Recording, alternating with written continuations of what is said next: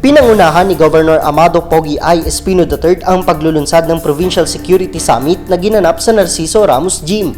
Binubuo ito ng Department of Interior and Local Government, Armed Forces of the Philippines, the Philippine National Police, Department of Education at Provincial Disaster Risk Reduction and Management Office. Ilan sa mga pinag-usapan sa summit ang understanding violent extremism, kabataan kontra droga at terorismo, role of the barangay-based institution in peace and order and security, swine disease situationer, at mga update sa Disaster Risk Reduction and Management Office ng mga barangay. So, pinlano namin, sabi ko sa kanila, sir, baka gusto ninyo, isabay na rin namin yung sa disaster, yung mga programa ng provincial government.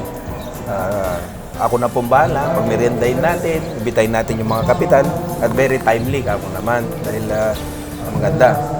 Napospone po ito, dapat first week po ng September ito, napospone. Ayun nga po, naambush si Papa, tapos meron pa yung ASF. Ito, napakaganda po talaga. Talagang ito na po pinaka-timely talaga na makausap natin ng mga barangay captain. Layon ng programa na bigyang impormasyon ng mga first responder tungkol sa isyu ng terorismo na kamakailan lang ay naganap sa syudad ng Marawi at Davao City.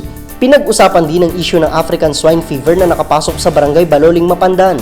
Ipinaliwanag ni Provincial Veterinarian Dr. Jovito Tabarejos ang mga countermeasures na ginagawa ng provincial government para masolusyonan ito. Binigyang diin din sa usapin ng mga responsibilidad ng barangay official sa pagpapatupad ng peace and order.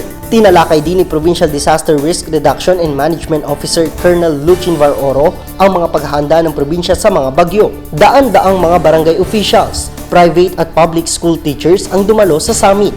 Ginaganap ang Provincial Security Summit taon-taon para mapaghandaan ng mga sakunang maaaring tumama sa probinsya ng Pangasinan. Para sa Capital News TV, Edward Quinto.